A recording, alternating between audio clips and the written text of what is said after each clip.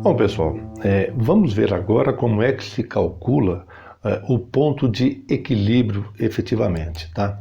Bom, saber qual é o ponto de equilíbrio de cada produto ou serviço, ou mesmo o montante, né, da somatória de vários produtos, é fundamental para a sobrevivência das empresas.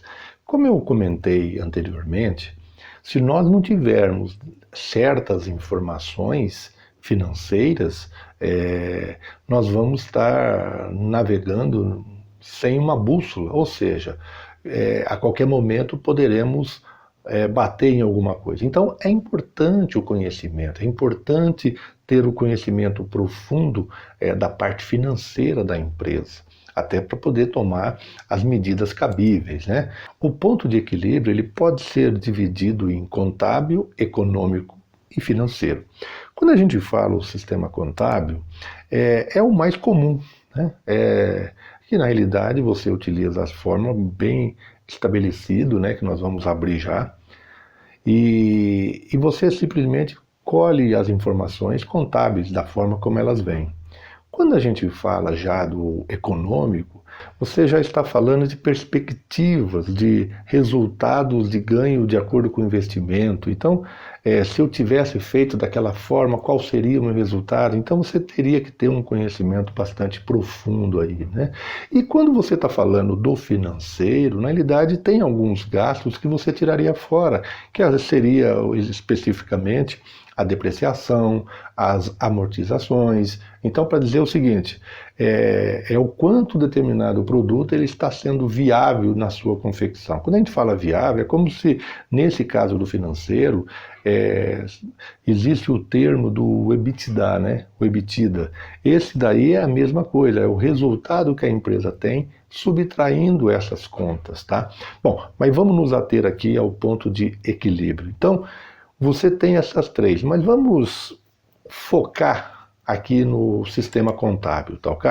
Diante desse conceito, fica entendido que o ponto de equilíbrio nada mais é do que o exato momento em que a empresa não tem nem lucro e nem prejuízo. Então, é um indicador que vai abrir um leque de oportunidade de gestão para o meu negócio, tá? Bom, um ponto importante que a gente gostaria de salientar é que normalmente quando a gente fala ponto de equilíbrio, a gente faz muita relação com volume de produtos, né?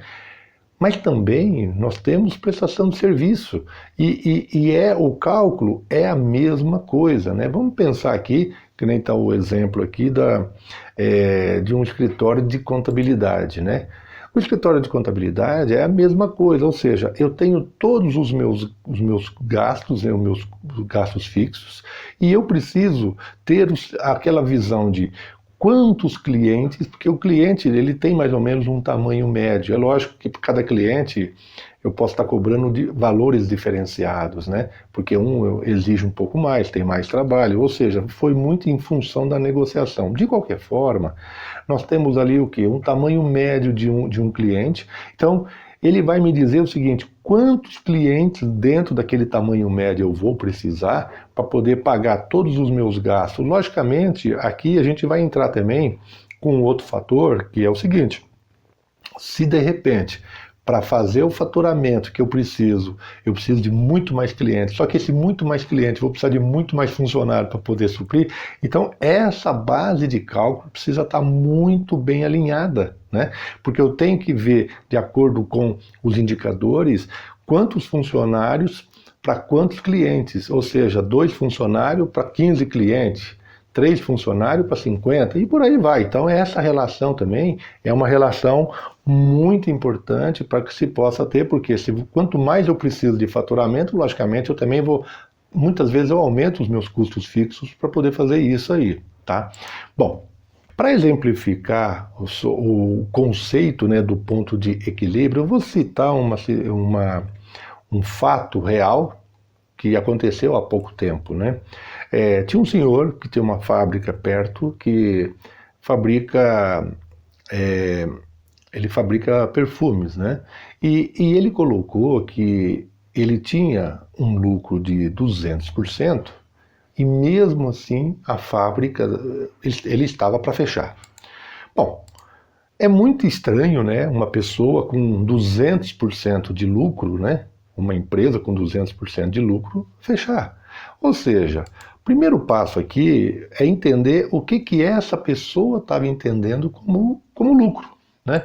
Então, questionado, foi conversado com essa pessoa, meu querido, mas como é? Aí ele colocou o seguinte: primeiro, para fazer o produto que ele faz, ele tem logicamente uma receita, né? Ele tem lá vários produtos, vários ingredientes, que faz uma mistura, e logicamente ele tem para cada produto, ele tem uma embalagem. Entre a mistura e a embalagem, gira em torno de R$6. E ele vende a R$18 cada frasco. Bom, aí já deu para entender o que ele estava entendendo por 200% de lucro. Só que esses R$6 nada mais é do que os custos variáveis do produto. Existe uma outra coisa que são os custos fixos. Foi quando eu questionei, mas você tem outros custos, por exemplo, aluguel, salário. Ah, sim, claro, eu também tenho controle. E ele passou essa relação aqui, que ele tem um aluguel, ele paga R$2.000, tem 2 funcionários e assim por diante. Ou seja, ele gasta 26.450 por mês, né? Então, diante desse custo fixo médio mensal, conforme ele passou, a gente já começa a ter subsídio para poder entender se ele está tendo lucro ou prejuízo, tá? Então, a grande questão aqui é como que eu vou calcular agora se eu estou tendo lucro ou não? Aí eu entro com a fórmula do ponto de equilíbrio, que o ponto de equilíbrio nada mais é do que custos e despesas fixas dividido pela margem de contribuição. Eu espero que a margem de contribuição já esteja claro na cabeça. Margem de contribuição nada mais é do que o preço de venda líquido menos custos variáveis. Tá, então vamos lá. O primeiro passo aqui é calcular a margem de contribuição, ou seja, preço de venda líquido menos custos variáveis. No caso aqui, ele vende o produto a R$18, só que R$18 é o preço bruto do produto dele, da mercadoria dele. Perguntado quais são os impostos, ele falou, eu tenho ICM 18%, PIS/COFINS, ou seja, me deu lá que ele paga em torno de 27% de impostos, né, sobre a venda. Bom, somando esses valores, me dá 27,25, ou seja, do preço de venda eu tenho que subtrair o quê? Esses 27, então, tirando 100 menos o 27, que o preço de venda é sempre 100%, eu tenho o quê? 72% e 75% de 18 vai me dar R$13,10. O que é o R$13,10? É o preço de venda líquido. Ou seja, R$4,90 é o quê? São os impostos, né? Então eu já tenho aí o quê? Preço, eu já tenho aí o quê? O meu preço de venda líquido. Bom, o próximo passo é chegar na margem de contribuição. E como é que eu chego na margem de contribuição? A margem de contribuição é o preço de venda líquido menos os custos variáveis. Quanto que é o custo variável unitário? R$6. Se é R$6 e eu tenho um preço de venda líquido de 13, me sobra o quê? R$7,10. R$7,10 é o quê? A margem de contribuição. Tranquilo até aqui? Então vamos lá, vamos dar continuidade. Bom, agora que nós já sabemos a margem de contribuição, já conseguimos fazer o cálculo do ponto de equilíbrio, ou seja, custos e despesas fixas, eu tenho lá, ele gasta no mês 26.410.